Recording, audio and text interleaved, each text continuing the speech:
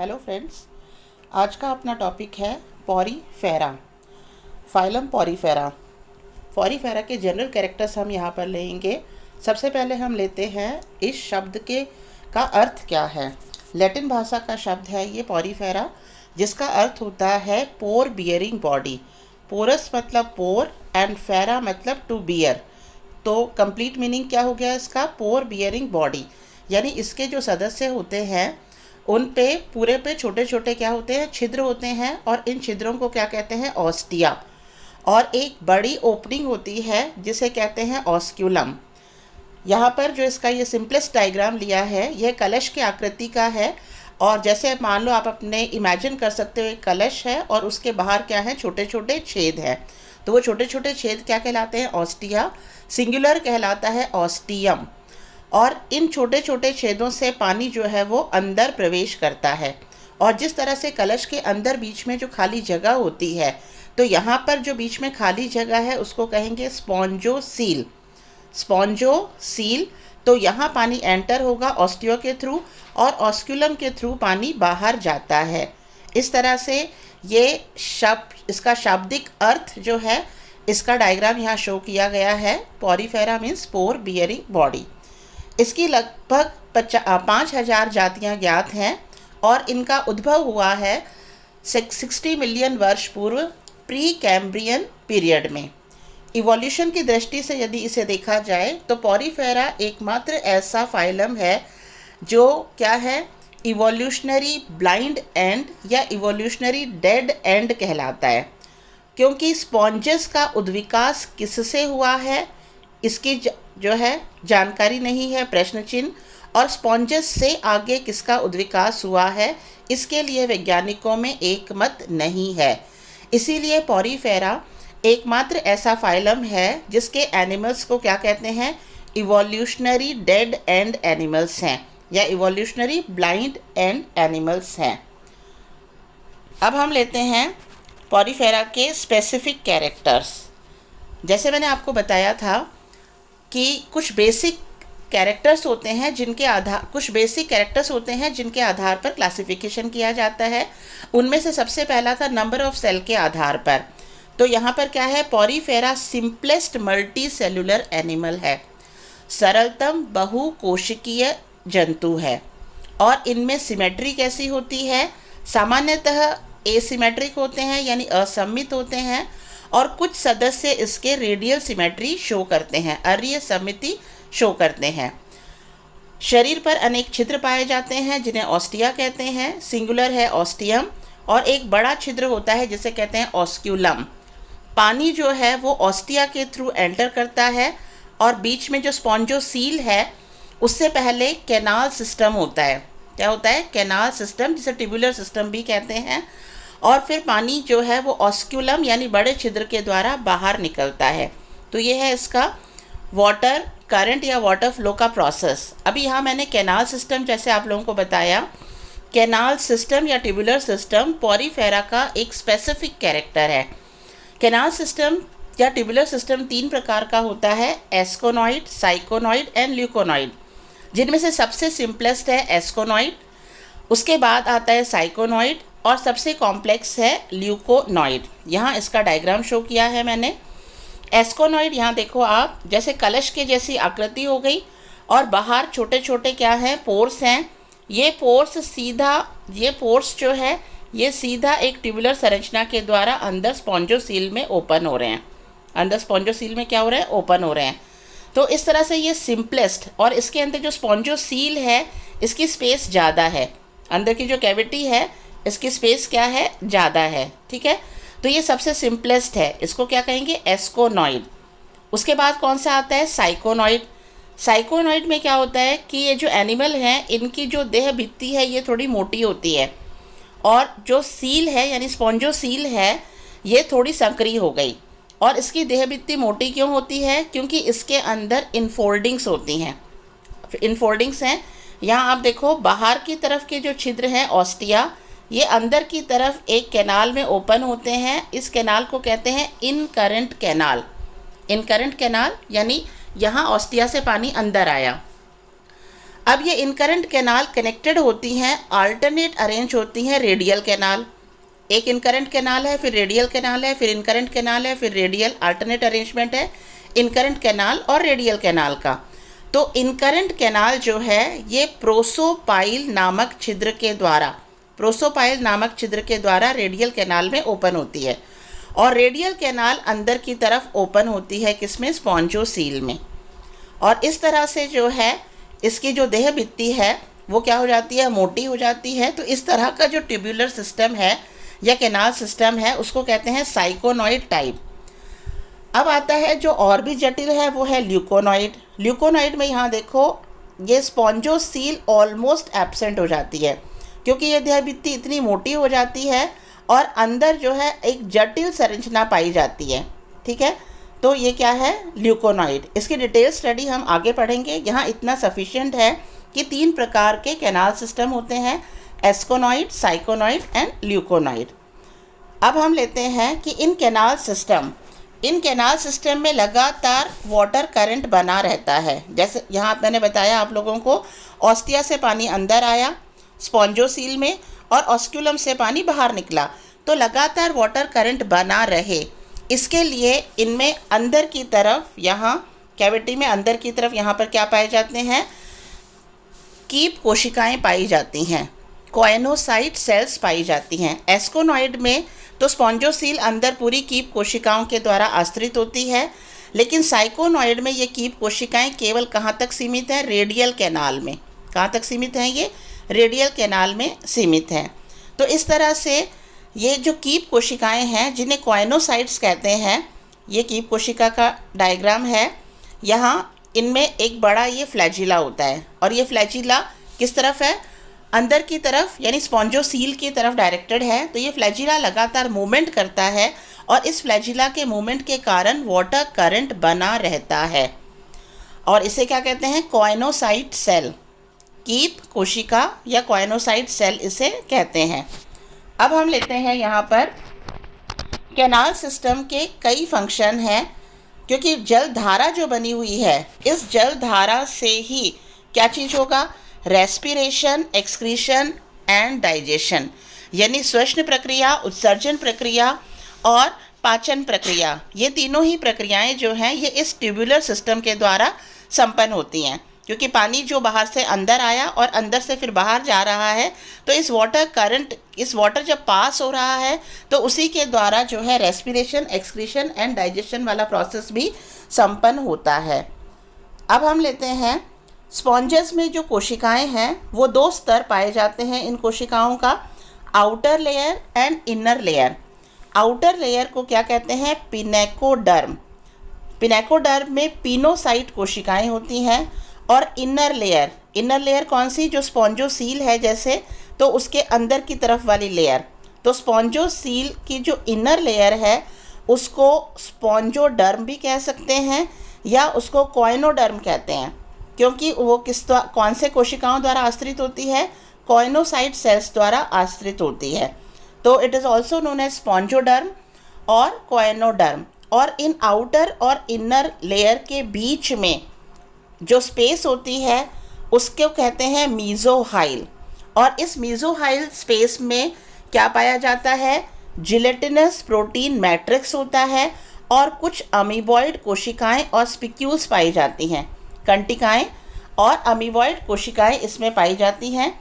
Amoeboid कोशिकाएं कई प्रकार की होती हैं, जैसे मैंने बताया आप लोगों को कि इनके अंदर जो है डिफरेंट टाइप्स ऑफ सेल्स होती हैं, but cells are not dependent on each other.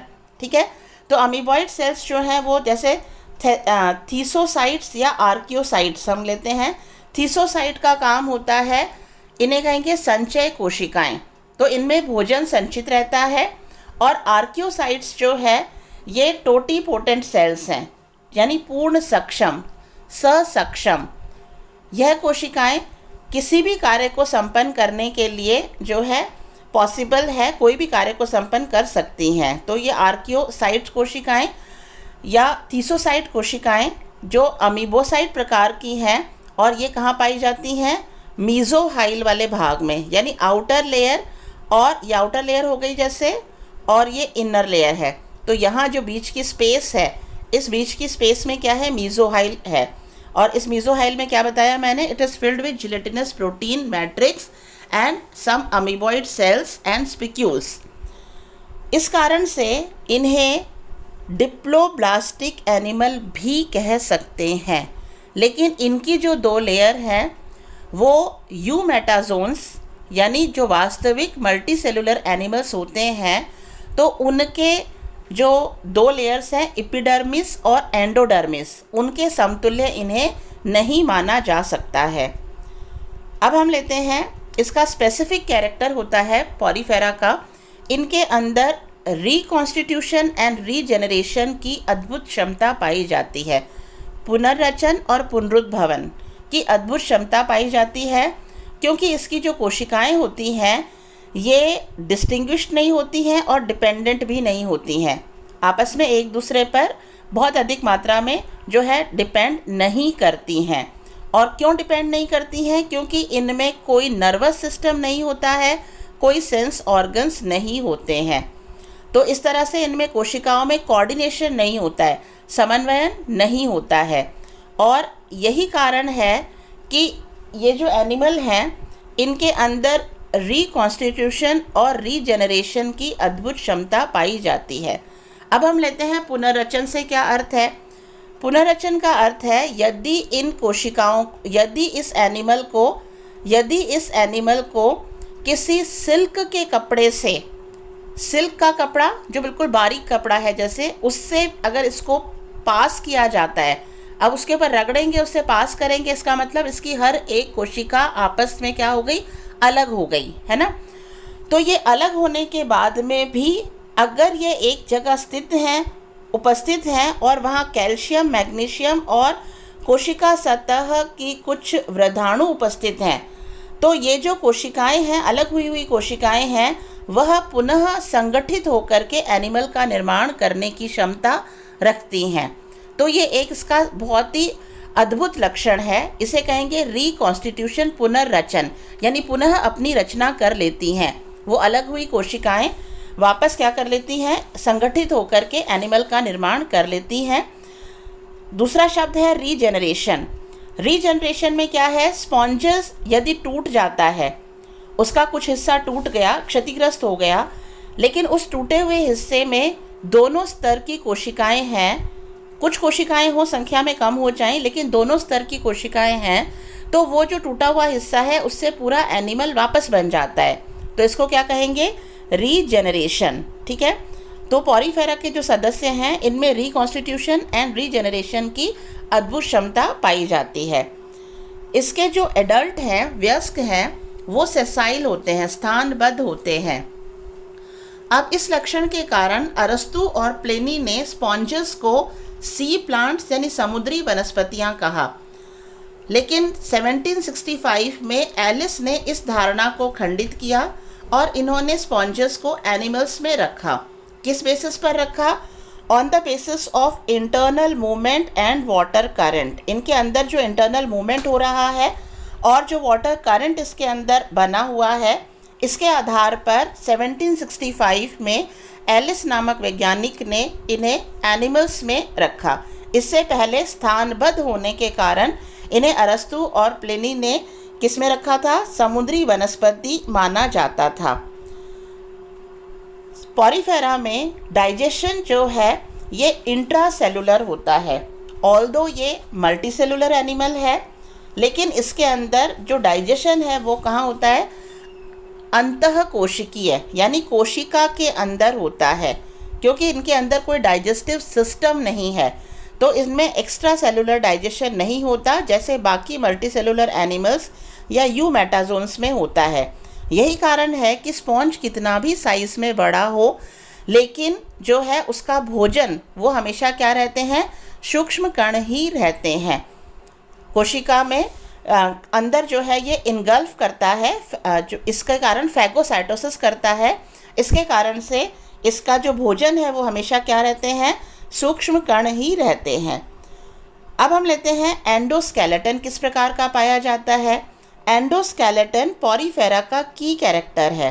की कैरेक्टर मतलब जिसके आधार पर इसका आगे वर्गीकरण किया जाता है। तो एंडोस्केलेटन इसका की कैरेक्टर है। इनके अंदर एंडोस्केलेटन में क्या होता है, कंटिकाएं होती हैं, स्पिक्यूल्स या स्पॉन्ज फाइबर्स होते हैं। कंटिकाएं या तो कैल्शियम की बनी होती हैं या सिलिका की बनी होती हैं, या जो है कुछ एनिमल्स ऐसे हैं जिनमें स्पिक्यूल्स और स्पॉन्ज फाइबर्स दोनों ही पाए जाते हैं, और इसके आधार पर इसका आगे का वर्गीकरण है।